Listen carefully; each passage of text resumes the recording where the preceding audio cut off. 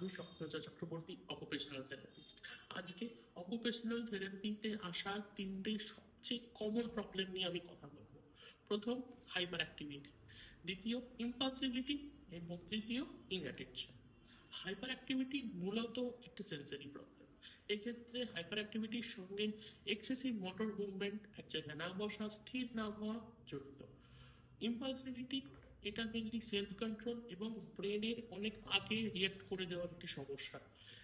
এবং ইনঅ্যাটেনশনের ক্ষেত্রে আমরা দেখতে পাই ব্রেন কখনোই ফোকাস করতে পারে না।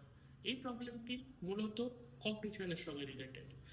এই তিনটে আলাদা করার জন্য সবচেয়ে ভালো পদ্ধতি হলো DSM-5 আপডেটেড ভার্সনটা ফলো করা, এবং অকুপেশনাল থেরাপির মাধ্যমে আমরা এই তিনটের উপরেই কাজ করে থাকি।